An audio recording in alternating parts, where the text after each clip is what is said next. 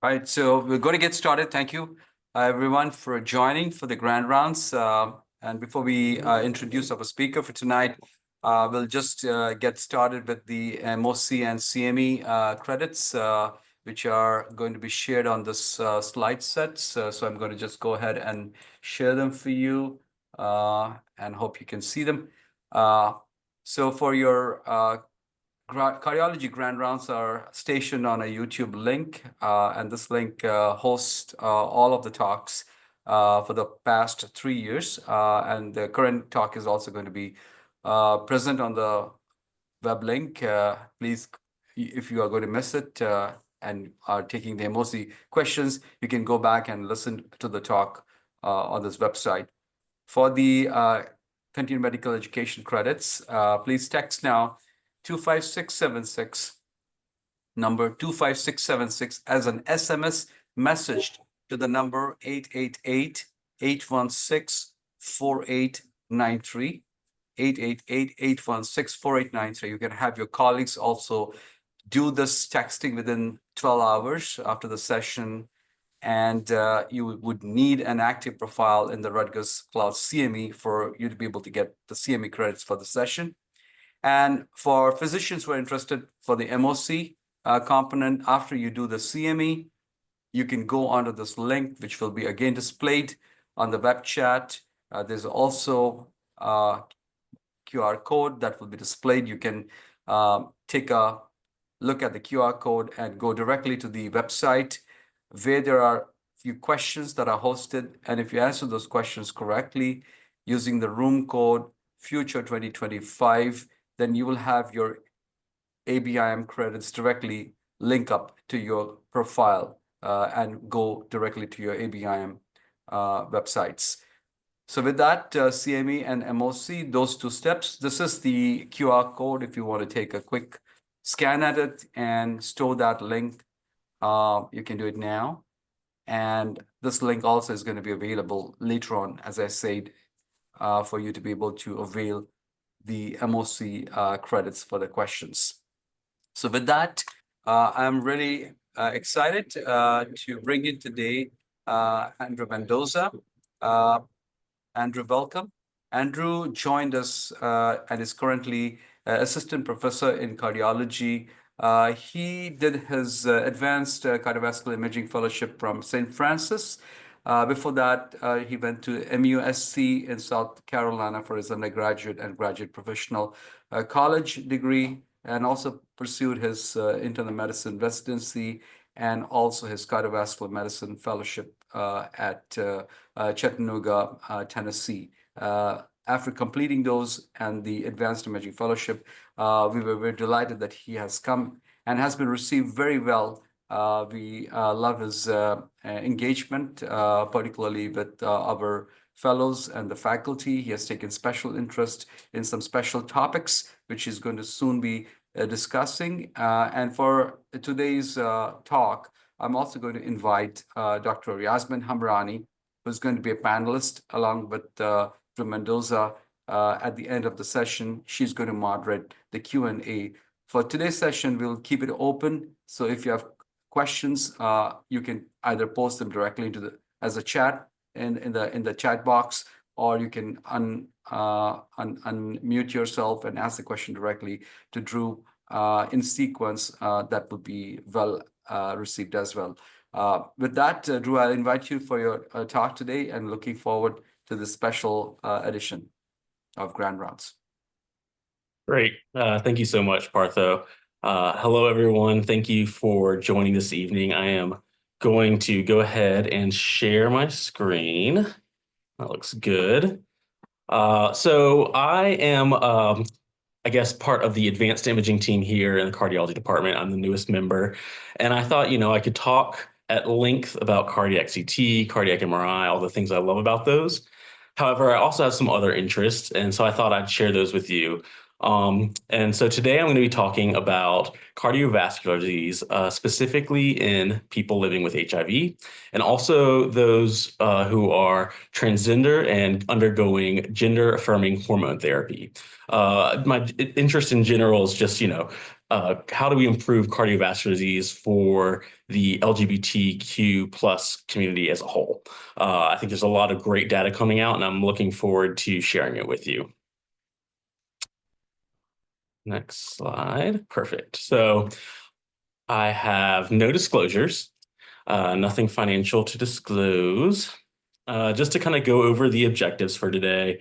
So I want to highlight the differences that we see as far as cardiovascular risk among people living with HIV when you compare it to the general population. We will be looking at interactions between statin medications and anti-retroviral therapies. Statins are going to be kind of the mainstay. We're going to talk a lot about those for these patients. We will be looking at kind of the data we have so far on gender-affirming hormone therapy and what effects there's been seen with cardiovascular disease risk. And then finally, at the very end, I'm just going to highlight a few other nuances that do affect cardiovascular health in regards to the LGBTQ plus community, things to keep in mind and how we can better approach these patients. So I do want to start with a little bit of a case report. This is actually a gentleman that I got to know during my training. Great guy. So we'll call him Joe Smith. He is a 52-year-old male, and he was diagnosed with HIV in the 90s. He quickly got started on anti-retroviral therapy, or ART. And he was very adamant about continuing his follow-up and staying regular with his appointments. So he's been able to live a full normal life with his partner. His viral load has been undetectable for greater than 10 years. So one day while mowing his lawn, he developed severe crushing chest pain. Ambulance was called. He was taken to the emergency department, and they found that he had an anterior STEMI. He was rushed to the cath lab, and he had severe multi-vessel disease. He quickly got placed in the CCU, and there was a heart team discussion. The surgeons met with interventionists, and it was decided he was a good candidate to go for coronary artery bypass. The surgery was successful, and so he ended up getting 2 SVGs and a lima. And then he followed up after his hospital encounter with CT surgery, got the all clear, and CT surgery decided to go ahead and pass him off to just a general cardiology clinic to tune him up, which is where I first got to meet him. And so I formed a strong bond with Mr. Joe Smith and learned a lot from him. And he was the first of the patients that I ever got to know who was living with HIV. And I learned a lot about that effects that has on their cardiovascular risk. So someone who's in their 50s, we do worry about cardiovascular disease. We worry about blockages. We worry about plaque. But it's, pretty hard for someone that young to develop severe three-vessel disease, even down in Tennessee, where all we do is drink Mountain Dew and eat fried food. You still don't see that many 50-year-olds. So, you have to ask yourself, is there a strong history of morbid obesity? What's the family history look like? Are cholesterol uncontrolled in multiple people at a young age? Is there diabetes? Is there hypertension? And so as I'm chart reviewing for my visit with just Mr. Joe Smith, I really don't see any of these risk factors. Honestly, he was mildly overweight, but one thing we joke about is we'd say he's probably not even a Tennessee obese. He's a normal, healthy weight for Tennessee. His A1C was actually fine. It was 5.6. His LDL was about 120, so suboptimal, but not extremely high, and he wasn't on anything for high blood pressure. So it turns out, patients with HIV are actually at an increased risk just from the fact that they have HIV. So I want to talk a little bit about what's going on right now with the state of HIV. As of 2022, there are 1.2 million people that are living with HIV-1 infection. And so you'll see this abbreviation a lot, PLH or WH, people living with HIV. Approximately 31,000, almost 32,000 individuals were diagnosed with HIV in 2022. That number has slowly been decreasing, but every year, still a very large portion of patients are diagnosed. And so you can also see 22% of new infections are among men who have sex with men. So it affects the LGBTQ community much higher than it does the general population. It's also about 7% among IV drug users. And then, of course, it also is disproportionate among race. So Black individuals make up about 12% of the population, but they have 37% of the new infections every year. And the same with Hispanics. They make up about 18% of the general population, but they have 33% of the new infections every year. So you see there's a lot of health disparity among HIV. And so we worry about that. Now, anti-retroviral therapy has come a long way. For those of us that are older, we remember learning it as HAART because it was referred to as highly active. But now we just know it as good old standard anti-retroviral therapy. Technically, there are 6 classes of medications that can be used. The typical regimen includes usually 2 nucleoside reverse transcriptase inhibitors and then a third agent, and it'll be from a different class. And honestly, as patients are able to adhere to their ART, the majority of them live a normal life and have no side effects from their HIV, except what we're going to talk about today, which is increased cardiovascular risk and other things. And most of them honestly even achieve an undetectable viral load. And the good thing to know is undetectable means untransmissible. So HIV does have a long history of cardiovascular complications that have been studied in depth. I want to give a small shout out to one of the fellows, Pratik, for helping me gather some of the hard science stuff behind this. So you can see here, this is based off of kind of the natural history of HIV. So before we had ART, we had pericardial effusions, we had, traditional dilated cardiomyopathy. I think they still learn about that a little bit in med school, but I am a little removed from that as well. Then during the first generations, we still had a lot of immunodeficiency. There was really bad chronic inflammation. So you saw that atherosclerosis, you saw MIs, you still saw dilated cardiomyopathies. There was a lot of peripheral artery disease as well. But as our ART has gotten better, we still deal with a lot of the chronic inflammation. However, we don't necessarily see as much immunodeficiency. And so what we're seeing more than just direct heart disease is kind of just an increased risk as they move along. And so the hope, again, in the future is that we start having curative therapies and the increased risk for these patients goes down. I really like this slide. So Feinstein published an amazing review article in Circulation in 2013 or 2019, and really just looked at HIV and cardiovascular disease.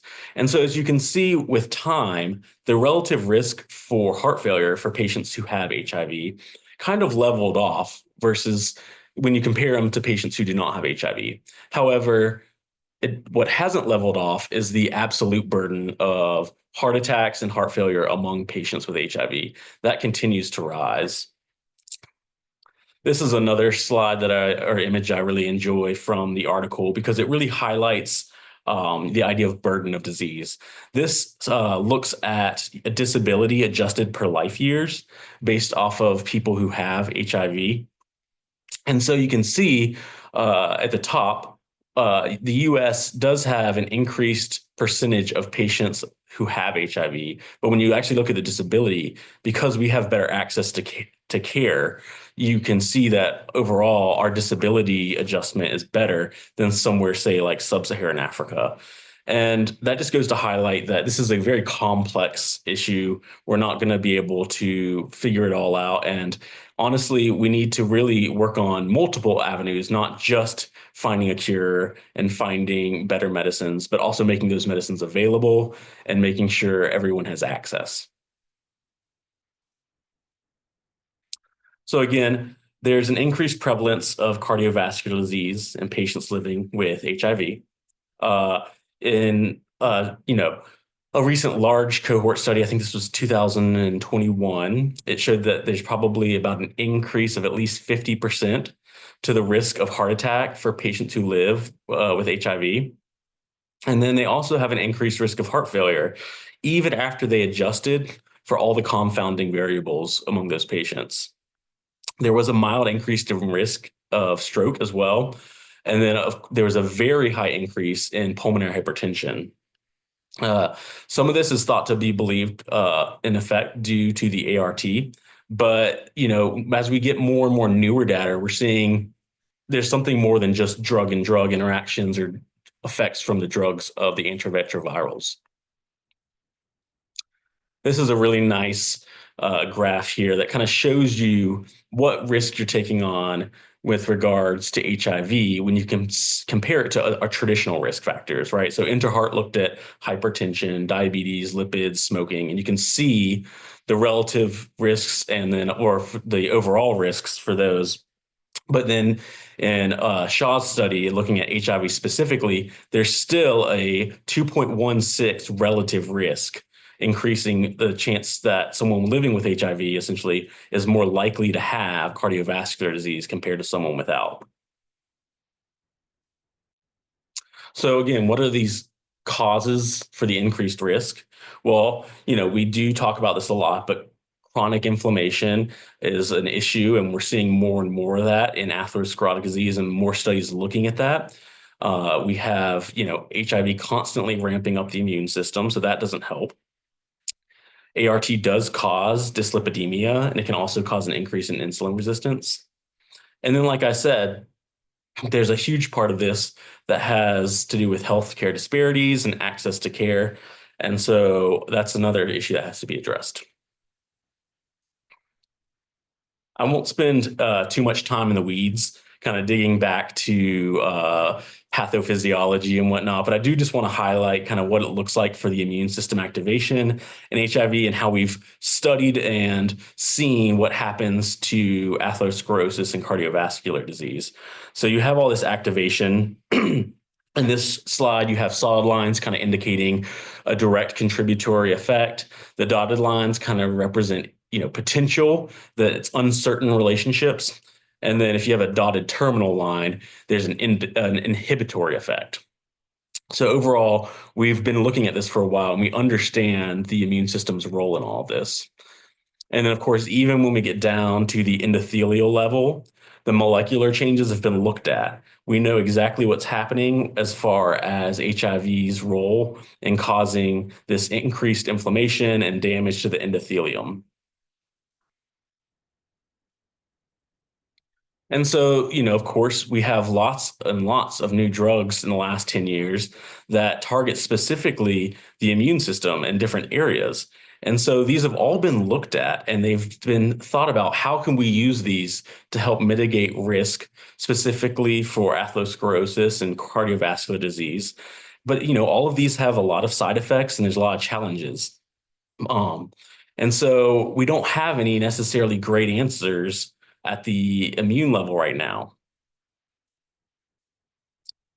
So then we have to, ask ourselves, well, how do we take better care of these patients if we know that we don't have necessarily a new autoimmune drug that will fix everything? And the answer goes back to the principles that we learned about at the beginning, right? Prevention and early detection, that will always be the mainstay of cardiovascular disease.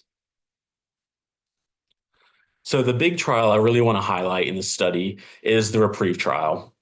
So this was published in 2023. I think they started in 2019. It's a global phase 3 randomized control trial. And so they took about almost 8,000 patients who had HIV and were considered well controlled on ART. And then they looked, did they have low to moderate risk ASCVD? And if they did, they randomized them either to placebo or pitavastatin. The median age was about 50 years old. Median LDL was about 107. And in these patients, 88% were undetectable as far as their viral load. And of course, all of them had low to moderate risk ASCVD, low ASCVD risk being considered 4.5 or less than 5. The great thing about this study was they found 35% reduction in major adverse cardiovascular events. They ended the study early because of it. And so this was a huge success because we knew statins probably were important for patients living with HIV, but we didn't have a randomized control trial to say that. Again, so when we talk about well-controlled HIV, this meant that the patients had essentially a viral load that was undetectable, like I said, 88%, or a CD4 count. I think the median was about 621. People that were enrolled were all over the age of 40, which I think is important because we see it in younger and younger people. Actually, 41% of the patients were Black, which I think was a huge success. And so what they were given was moderate intensity pitavastatin, which is 4 milligrams daily. The absolute risk reduction was actually much larger than would be expected from any like typical LDL lowering properties alone. So one of the great things is they think it actually also had effects on the inflammation that was happening in the endothelium, which we've heard about going on from statins for a while now. The results were actually very consistent across subgroup analysis as well. And it kind of highlights that idea that there's really a global burden and that everyone will benefit. And so I'll kind of, oh, sorry, I went too far. All right, so here we are. So this is kind of just looking, it's a forest plot. You have essentially the hazard ratio up here. And so it makes it nice and clear. If it favors the placebo, then it would be on the right side. If it favored the statin, it'd be on the left side. And you can see for almost every subcategory, it all favors the statin. And the important thing too is they actually had a good median follow-up. It was 5.1 years. So the results of the data, it was really consistent. Here's a nice little summary graph kind of looking at what we found. So essentially, if you go down this graph, you just look at patients that are HIV positive. If they don't have high risk, meaning less than 20%, LDL is less than 190, right? We know those patients automatically should be started on high intensity statin therapy. If their age is less than 40, it's not against starting statin. They just weren't enrolled, but we know these patients have increased risk. So overall, it's probably good to consider based off the patient's individual factors. But then 40 to 70, if you have low risk, again, it would still favor moderate intensity statin, but it's a discussion to have with the patient. And then, of course, anyone in moderate risk, 5 to 20%, should be started on moderate intensity statin. Now, we will talk about some caveats to that. So the first will be drug-drug interactions. So we do know that protease inhibitors, the ones that are used in ART therapy, they're susceptible because they cause interactions with anything that goes through the P450 metabolism for those of us that want to rehash going back to biochemistry in med school. So that's typically atorvastatin, lovastatin, and simvastatin. They're metabolized by the CYP3A4. And so that happens as you get an increased exposure. So again, it's not that it's a complete contraindication, but you have to be very careful in monitoring because essentially you're going to get higher levels of statins than you necessarily prescribing. So how do you decide what statin to choose? Well, pitavastatin, pravastatin, and rosuvastatin are not metabolized in the CYP pathway. So those are pretty safe if your patient is on a protease inhibitor. But all the studies do indicate that, you can have fluctuation in your statin concentrations, and it can change based off of the various ART, regimens that the patients are on. Every patient will be different, so you do have to monitor them carefully. And so the old saying stands true here, which is start low and go slow as far as statin therapy. This is a really nice algorithm, again, from the circulation paper. I'm not going to go through it, but it breaks down everything you need to consider. I think most of it we know. And so there's just one section that I wanted to really highlight, which is right here. And so I wanted to look at the HIV related cardiovascular risk enhancers. So that's going to be a prolonged history of HIV viremia, meaning they didn't get started on ART therapy or they had intermittent therapy that was not consistent. If they have a low CD4 count, so we're talking about less than 350, like we already mentioned, non-adherence to treatment or if they failed treatment. And then, of course, if they have metabolic syndromes, lipodystrophy, fatty liver disease, and also if they have co-infection with hepatitis C, all these things are going to increase their risk of cardiovascular disease. And so then you can go over here and see studies have generally demonstrated 1.5 to 2-fold greater risk for ASCVD in these patients with HIV. So it's really, really important that we catch these patients early and start helping prevent cardiovascular disease. Now, I wouldn't be an advanced imager if I didn't throw in some studies looking at how we can use cardiac CT and cardiac MRI going forward for these patients. So I found a great study. It looked at how we can use CMR to predict outcomes for patients who are living with HIV. So it's a 2021 study. It was a prospective longitudinal observational study. The patients all got essentially an enrollment cardiac MRI. It was 156 patients. The median follow-up was about 13 months, and there were 24 events. And kind of one of the interesting things I'll highlight is that in the multivariate analysis, the native T1 values kind of independently predicted adverse events. So the primary endpoint for this was an adjudicated adverse cardiovascular event. So that meant mortality, non-fatal MI, an appropriate device discharge, meaning they got shocked appropriately, or documented hospitalization for heart failure. So what they looked at as far as cardiac MRI, that included myocardial volumes, they did function, they looked at the mass, they did native T1 and T2 mapping, they did perfusion, and then they also did LGE, which is late gadolinium enhancement, to identify scar or other changes in the myocardium. So let's see. Overall, patients with events had higher native T1 and native T2, and their mass index was also elevated. And like I said, it was a small study, so it was a good indication that we need to do more digging. But in the multivariate analysis, they really did find that the native T1s independently predicted adverse events. So there's something there. Looking at a simple case, so they actually did an endomyocardium biopsy. And so we have great stains by the pathology looking at the lymphocytes in the myocardium, as well as T cell specific lymphocytes.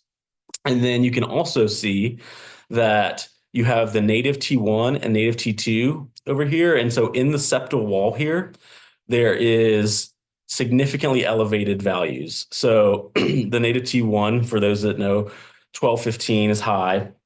And then on this scanner for the native T2, the scanner they used, it was a 41, which is elevated for them. This is in the septal wall right here. So then when they looked at myocardial perfusion and then compared it to late gadolinium enhancement, they also found something interesting, which is that there was a perfusion defect. It's kind of subtle in this image because of the amount of times it's been copied and pasted, I think, over and over. But you can see a little bit of a defect in the lateral wall there, as well as on late gadolinium enhancement. When they did the scan, they saw that the patient had this mid-wall fibrosis or scarring that correlated with the decreased perfusion. So overall, it's a very small study, but it's really interesting that they're able to see a relationship between elevated T1 times on mapping and adverse outcomes. I think going forward, this is a great opportunity where we can do a lot more research and potentially have some predictors going forward for these patients developing heart failure, developing MIs. overall, there's some things to highlight. Essentially, there were really only 3 events that were definitely or possibly related to an acute coronary syndrome. So that's one of the critiques of the study. And then you can also see that, native T1, it'll decrease in the presence of fat. And that's important to think about because a lot of these patients are going to, over time, have elevated intramyocardial fat. And that wasn't really assessed at all. We didn't look for intramyocardial fat, but it did affect T1, it will affect T1 values. We're not quite sure exactly what the higher T1 values indicate, but typically we think of T1 as representing edema, and so that can be related to inflammation or fibrosis or just increase in what we say is the extracellular volume. And so these are all kind of indirect markers. The other important thing to note is they did do this idea of stress CMR, but it was only qualitative. More and more we are moving to quantitative stress CMR, and that was not performed in this study. So you may be asking, well, can we use cardiac CT as well? And so we're actually going to go back to Reprieve. So in Reprieve, all the patients actually received a coronary CTA. So Cardi in 2024 published in JACC Advances meta-analysis. And so what she did was she took data from Reprieve and compared it to Scalpus and Promise. Scalpus was a Swedish study. It's a Swedish cardiopulmonary bioimaging study. It looked at around 23,000 patients. And then Promise was the prospective multi-center imaging study for evaluation of chest pain, looked at around 2,200 or 2,300 patients. When you compared all of them, some interesting tidbits. Any form of coronary plaque was more prevalent in the patients that had HIV when they compared them to asymptomatic patients who did not have HIV.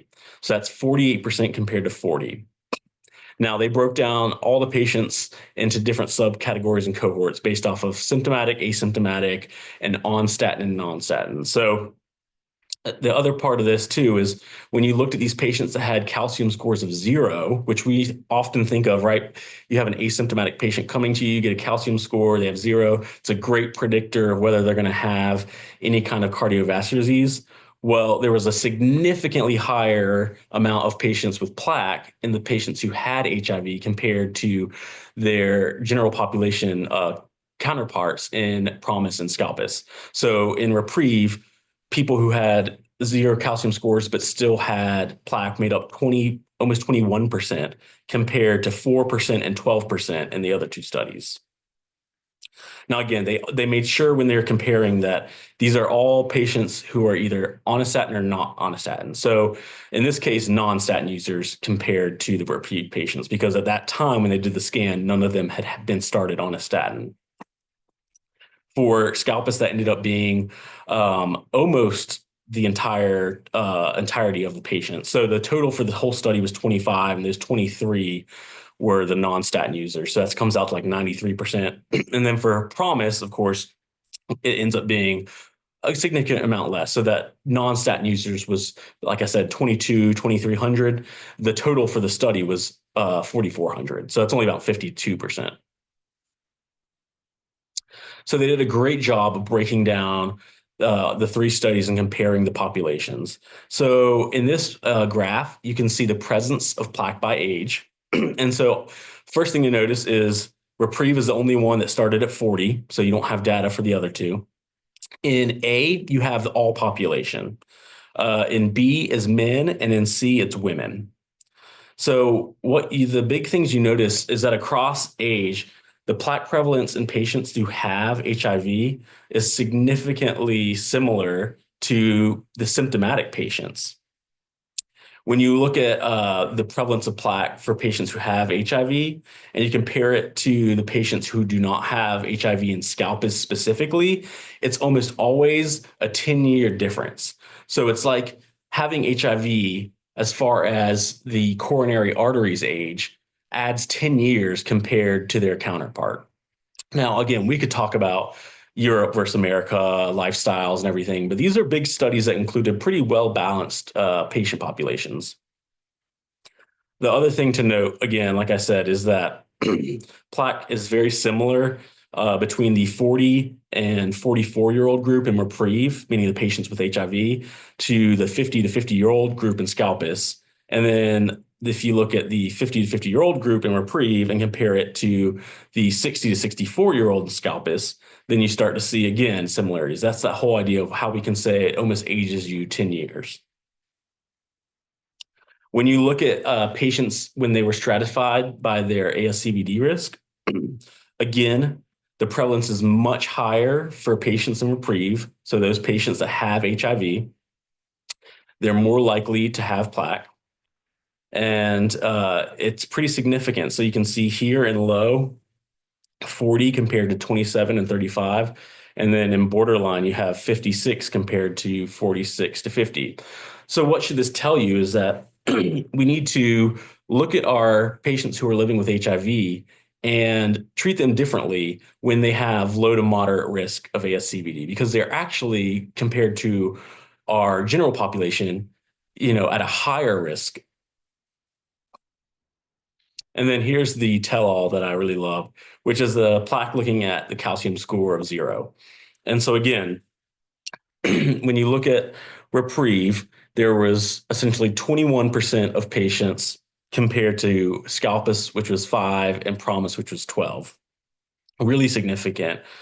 And they stratified all this and did it by age, and it really goes to show you how detailed the analysis was. So just kind of to summarize what we've looked at so far.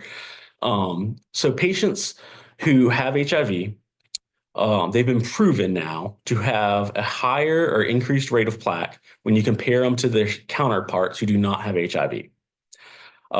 You don't want to necessarily trust that calcium score of 0 if the patient has HIV, because we know they have significantly higher rates of soft plaque. When looking at these patients and weighing all their risk factors in clinic, you're more likely to start a statin sooner. So if they fall into that moderate range, definitely start them on a moderate intensity statin. Even if they fall into that low risk range, I would myself would be more inclined to start them on a statin. And then as far as CMR, we really are going to start developing, I think, some great data that will help us guide and predict patients and how they're going to do long-term as far as developing heart failure, coronary heart disease, and especially our special populations like those living with HIV. So kind of to wrap up, so I got to know my patient Joe Smith very well. And he did awesome. So I got him started on GDMT right away. After his heart attack, his EF was down to around 30. After a few months, we got him back up to 45%.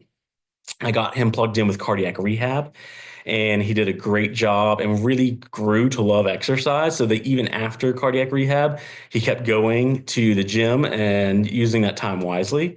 And he's still living his best life. He's down in Tennessee with his partner, and they're very happy. All right. So kind of to jump into the second topic here, I wanted to look at how we can take better care of our transgender patients, specifically those undergoing gender-affirming hormone therapy. So there's been a lot of data, but it's mainly been observational. However, that does give us some good information. So we've looked at the effects of giving cross-sex hormones to patients. There's a fantastic review article by Paul Connolly out of the UK in 2019. And so overall, he found that transgender females have a higher risk of cardiovascular disease and ischemia when you compare them to their cisgender females. Really, there's only one study that showed that transgender females have a higher risk than cisgender males as far as cardiovascular disease. And then most study populations were looking at around under age 50. We don't have long-term data is the thing. And we know the majority of the patients we see are 50 and older.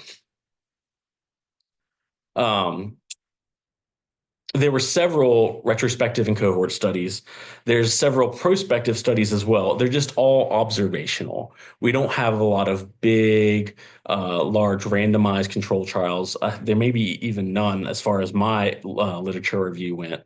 And so we have to compile all this information to make educated decisions with this understanding that we need more data. So, looking at gender affirming hormone therapy or GHT with hypertension, there was one observational study. It showed that there was an increase in the crude incidence of hypertension. This was specific for transgender females, but not transgender males. There were some other studies. Again, these are all observational. After 2 years of gender affirming hormone therapy, systolic blood pressures were elevated by almost 18 millimeters of mercury in transgender females when you compared them to their counterparts. And then, of course, transgender males were also elevated at 13.4 or about 14 millimeters of mercury. They also found that route of administration appears to affect the blood pressure in different ways. So you're more likely to get an increase in your systolic blood pressure when testosterone is administered intramuscularly than doing the transdermal testosterone. And then again, the author really wants to highlight Connolly just that it's still pretty inconsistent. We have a lot of data, but it's not necessarily all pointing in the exact same direction. Some other things I wanted to highlight that were pretty interesting is that overall there was another kind of an analysis. It was done by Caroline Ong, and so she published in Climaretic, and so there's a great JACC kind of analysis of her review. And what they found was that yes, there's an increase in systolic blood pressure for those taking testosterone, and it led to higher observations of stage 1 hypertension. It's still very inconsistent though, as far as what estrogen is doing on blood pressure. And so the study data is just very limited. If we go to, sorry, not backwards, forwards, to looking at VTE, right? Because we know females in general are increased risk for thrombosis. And we know that partly is due to the effects of estrogen. So there was an early observational study, forget what year it was, but initially they said it looked like there was a 20 to 45-fold increase in VTE rates among transgender females when they were exposed to growth-affirming hormone therapy. More recently, though, there was a retrospective study that showed there was an increase of 1.2% of VTEs in transgender females when they were on oral therapy for at least 2 years. As far as transgender males, we know that, they're not getting estrogen, but they still looked to make sure that there wasn't any increased rate, and there's been no data to show increased VTEs among transgender males. Again, they did see that the route of administration was important. So transdermal estradiol, when compared to oral estradiol, showed a higher incidence, an association with lower risk of MI and stroke, but did show about the same with the VTE. And then if you're receiving progesterone, we know that, they use that kind of for more of the feminizing hormone regimen. And so when compared that to the synthetic progetins, you saw a much higher increase in the HDL, and so a lower risk actually of VTE. So all really interesting data coming out, very kind of mixed bag. Again, just to review, we know sex hormones have specific effects on the vasculature as well. There's estrogen and androgen receptors in the endothelium. So that includes the smooth muscles as well as the myocardial cells. In general, estrogen receptors seem to activate the vasodilation, whereas androgen can have both dilatory and constriction effects, depending on which pathway it goes through. I also wanted to highlight this meta-analysis I found from the European Journal of Endocrinology in 2024. This paper looked at 16 studies, And it looked at the risks for transgender females and transgender males in regards to stroke, MI, and thrombosis. So essentially, for transgender women, when they compared it to cis men, the risk of thrombosis was much higher, which makes sense. We've kind of already talked about what happens when we give exogenous estrogen. And then, of course, transgender in general, they found essentially there was a 40% higher risk of cardiovascular disease when you compared them to cisgender people of the same birth sex. There was a little bit of a disparity in the risk of thrombosis, not specifically stroke and MI. And so I'll show you the forest plots here. So this is a forest plot for the studies when looking at transgender females. And so you can see it's grouped by stroke, MI, and thrombosis. But the big thing to highlight is that overall, the risk, and so this is relative risk, right? Because they're comparing transgender to cisgender. There's a 1.4, which is where we get the 40% increase risk of any of these events. And then if we look at the forest plots for transgender males, again, we see the same thing. When it's broken up by stroke, myocardial infarction, and thrombosis, you can see the subgroups. But overall, there still is a 1.4 relative risk compared to cisgenders of the same birth sex. So kind of to summarize what we've talked about regarding transgender health, specifically gender-affirming hormone therapy, we do know there's increased relative risk for cardiovascular events. It's for both transgender females and transgender males, although the mechanism is not completely understood. We do also know that gender-affirming hormone therapy tends to increase overall blood pressure, but the studies remain pretty inconsistent. And then, of course, transgender females have a much higher risk of venous thromboembolism when compared to transgender males. And this is likely due to the effect of the exogenous estrogen. One thing to note that is, as of November, there's, I think they said 9 ongoing trials evaluating cardiovascular effects of gender-affirming hormone therapy. One of these is a randomized controlled trial in the United States. And so it's looking at the effects of estradiol therapy on insulin resistance, lipid profile, and coagulation factors.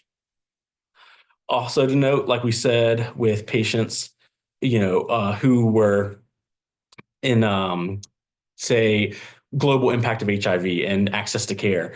Transgender patients are also affected by factors outside of a pure medicine or metabolic/biological factor. That getting access to care is going to get harder as laws and things change around them. And so we have to take that into account as well. All right, real quick before I wrap up, I do want to mention a few unique risk factors for the LGBT community as a whole. Some things that we don't necessarily consider among our general patients, but I do think we need to keep in mind. So in the community, there's a much higher use of recreational drugs. There's an estimated 20 to 30% when you compare it to 9% for the general population. Some studies have suggested that gay men are 12 times more likely to use stimulants, and we know how bad stimulants can be for the heart and the cardiovascular disease system. And then in 2023, there was over 350,000 cocaine-related ED visits, and there was over 540,000 methamphetamine-related ED visits. So this is a problem, and we're seeing it among all patients, but it's definitely higher among our LGBT patients. All this data comes from the Substance Abuse and Mental Health Services Administration. And I'm not going to dive in deeply because we've all learned how stimulants affect cardiovascular disease, but it's a real problem, and the patients need to be educated. So we have to be willing to have these conversations and talk about these effects with our patients, even when it's tough. Specifically, I do want to also mention inhaled amyl nitrites. This is often referred to as poppers and can be bought over the counter. It's very common among gay men, but it's growing in use among heterosexual people as well as other members of the LGBTQ community. It's often used as a sexual enhancing drug. It causes significant vasodilation, as we know nitrates do. And so what happens is patients don't realize what's happening and they use it with Viagra or Cialis, and they get dangerous levels of hypotension or vasodilation and cause severe, severe side effects. Another important thing to note is if someone is not paying attention and actually ingests the amyl nitrates, it can cause methemoglobinemia, which has to be treated emergently. So quickly, what are ways that we can improve our care for the LGBT plus community? Don't be afraid to ask tough questions. Make sure they know it's coming from a place of concern first and foremost. We want to try to incorporate visual cues to help people feel safe. So, putting a simple ally sticker on your office door or in the literature, in the intake paperwork can really go a long way. There is groups like GLAM, which is GLMA, or the Health Professions Advancing the LGBTQ plus equality movement. In that group, you can actually register yourself, just saying, hey, I'm a provider willing to help and take care of LGBT plus community. And people can look you up and, feel comfortable coming to see you. And then a quick plug for motivational interviewing. So it's an evidence-based practice and has been shown to change behavior. It allows for free online training if you and it's really useful, but it takes a strong relationship with patients. So just make sure, you build that trust. All right.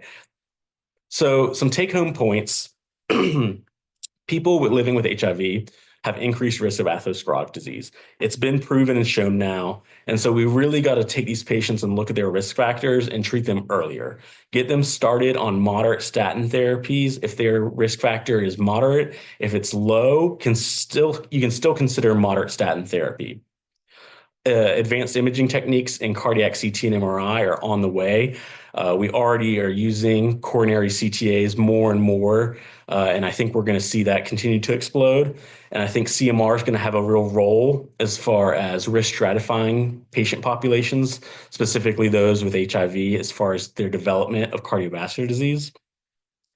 Patients who are on gender-affirming hormone therapy also have increased relative risk of cardiac events. So we want to keep that in mind as we're taking care of them, educate them about the risks, and help them navigate the healthcare system. And again, don't be afraid to ask hard questions. Let your patients know it's coming from a place of care and try to be there as much as we can. With that, I will wrap up and open the floor to discussion. So please hit me up if you have any questions. And then there's my contact information. If you don't get to ask me a question or whatnot, I'm always available. Excellent overview, Dr. Mendoza. Great talk and great overview of HIV and cardiovascular disease, and also regarding hormonal treatment in transgender population. The floor is open to questions. Anybody, please unmute yourself and ask questions. It seems like Dr. Maganti has a couple of questions that she has posted. Dr. Maganti, do you want to go ahead with your questions, or should I read it to Drew? You can read it to Drew, or I'm happy to read it. Go ahead, Dr. Maganti. Drew, thank you so much for that wonderful grand rounds. It is fantastic. I learned a lot, and these are some really challenging patients to look after. A couple of questions that I had were, the low CD4 count, high viral load, and long duration of HIV all increase the risk of cardiac dysfunction, especially cardiomyopathy. How can this be addressed? Does it just go back to the HIV specialist to allow the HIV to be treated more appropriately? And what can one do about the duration of HIV? The second question is, can specific gene variations increase susceptibility to HIV cardiomyopathy? I've always wondered whether we should be doing genetic testing in this population as well, just as we do with some of the other cardiomyopathies. Those are great questions, and I'm really glad you brought them up. I think in regards to the long history of HIV, of patients who have unsuppressed viral loads and whatnot, I think the first key step is, educating our HIV colleagues and those who see them day in and day out about what to look for as far as concerns for cardiomyopathy and how we can address that before it becomes an issue, making sure they get them referred to us so we can help mitigate any risk or get them started on treatment if we do start to see signs and symptoms of systolic dysfunction or other things. And so the other half of that, with as far as in regards to genetics, there isn't a lot of data, but I think it's really important, and I think you're right. There needs to be more studies first before we can start referring. Genetics is always can be a double-edged sword, right? We don't want to cause an increased risk in patients, or not risk, but increased anxiety in patients when we send them for genetic testing without knowing what potentially could come of it. And so I think once we know more, there will definitely be a role for genetic testing going forward, especially because we've seen how HIV affects patients differently despite being on good ART, or patients who have had completely uncontrolled unregulated viral loads that seem to do fine while others don't. So there just needs to be a lot more data. Thank you. Thank you, Drew. I see that there are a couple of more questions. One is from Dr. Andrew Chang, and he's asking, is there any data regarding patients undergoing hormonal therapy and their cholesterol levels? Thank you for this great grand rounds. Yeah, there are a few. So again, most of the data for patients undergoing gender-affirming hormone therapy is all observational, but there's a few prospective and retrospective studies that showed testosterone has been associated. There was an increase in the LDLs, actually. So that's something to consider for our transgender males. And then there was a decrease in the HDL, but most of the studies did find that the HDL level stabilized with time. However, they did have that increase in LDL. And body fat percentages will tend to increase with the initiation of feminizing hormones. So that's something to consider, but they didn't specifically see any changes in the LDL or HDL levels. Great. And then there is a question from Dr. Bhargav, and she's saying, thank you for an excellent presentation, Drew. As you mentioned, there are interactions between ART and statins. How well did these patients tolerate statins in the trial? And do you prefer any specific statin as a first-line choice? Oh, that's a good question. Yes, we did not touch on statin-related myalgias. So in Reprieve, they did look at this. And so in the statin arm, there was a small increase in muscle-related symptoms is how they worded it. It came out to, I think, 2.3% versus 1.4% in placebo, which is pretty on par with the rates of myalgias we see in statin use for the general population. And then, of course, we always do worry about new onset diabetes can happen with statins, like, although very rare. And so they saw, again, a mild increase in the statin arm. So I think 5.3% versus 4% with the placebo. So not really significant increases, but they were there, and the rates were about the same as the general population. Drew, I have a question for you. Mm-hmm. So, it was a great review, and if I look at these patients from like HIV patients from preventative standpoint, right? So we talk about those guidelines and they give us, okay, these are risk enhancers, and you put in HIV as one of the risk enhancers. So are the others like psoriasis, rheumatoid arthritis. So am I going to treat somebody who has HIV similar to somebody who has other inflammatory disease, or am I going to treat these patients a little bit differently? Now, you also mentioned some risk enhancers in HIV patients, for example, their duration, their viral load, and things of that nature. So how do you tackle these patients in preventative cardiology setting? When do I really decide, that I need to be more aggressive in treating these patients? Of course, I'm not going to do a coronary CT, a plaque analysis, or cardiac MRI on every single of my patient. to further risk stratify them. Are there any scoring systems that have been developed in this population? Yeah, go ahead. Yeah.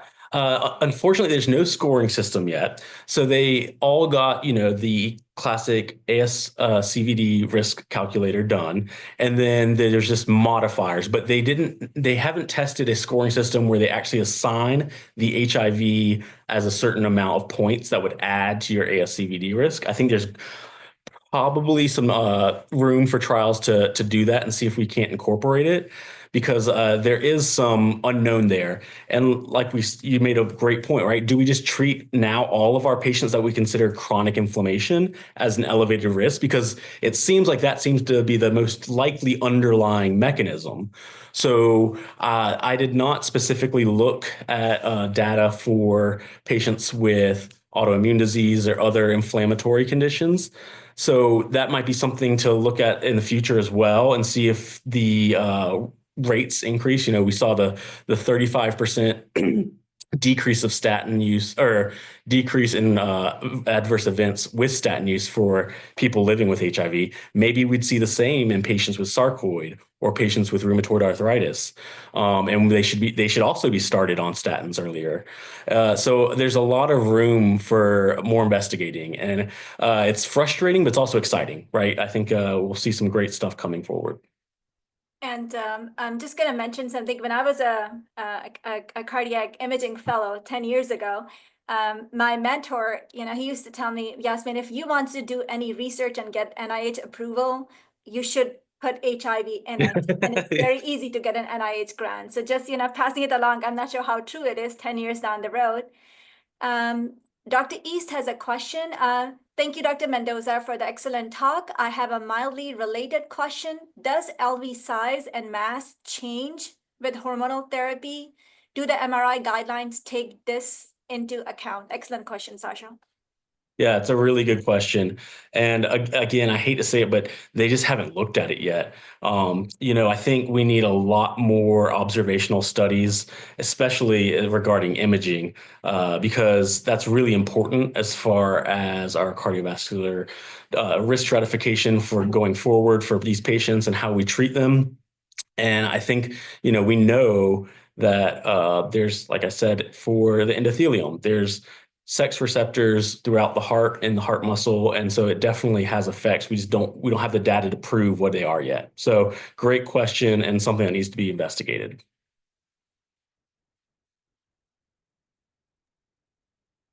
I don't see any other questions. If anyone has any questions, feel free to unmute and ask. We can maybe wait another minute or so if anybody has any questions.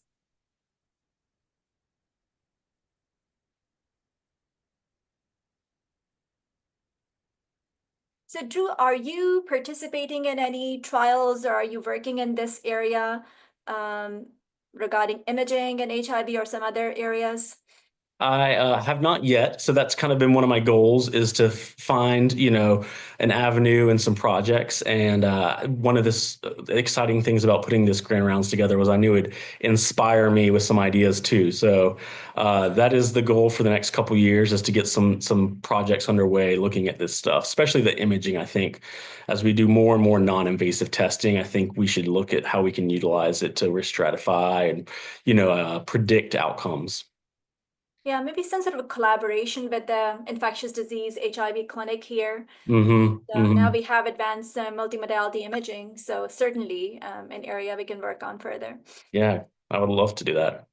Drew, would you mind sharing with the whole group how you plan out rolling out the clinic?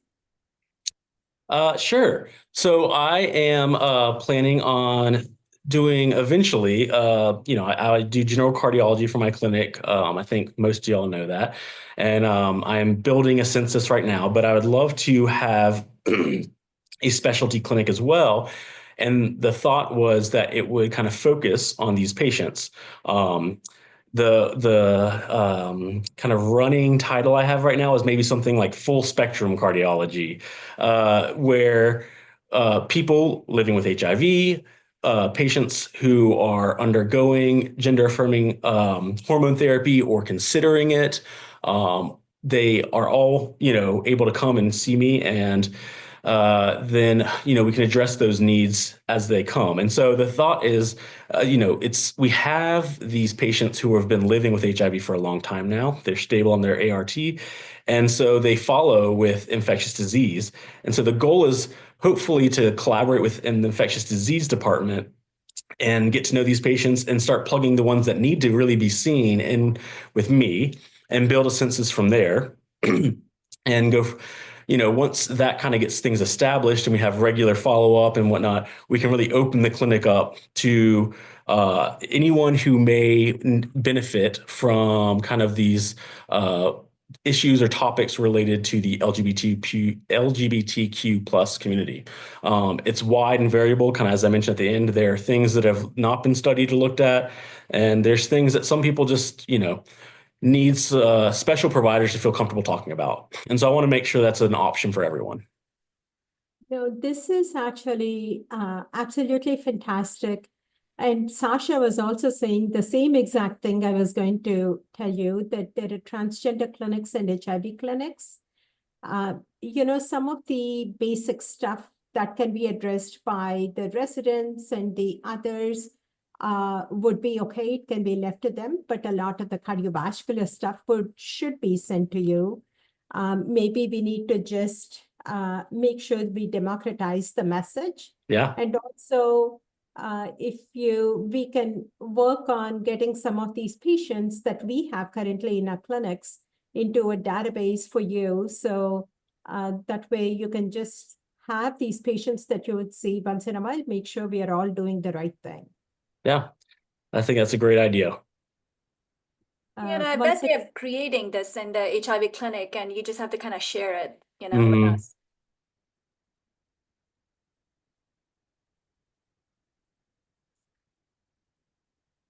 Okay. I think it's about 6:38, and if we don't have any other questions, thank you again, Dr. Mendoza, for an excellent talk, and thank you everyone for attending these grand rounds. Have a good evening. Thanks, everyone. Thank you.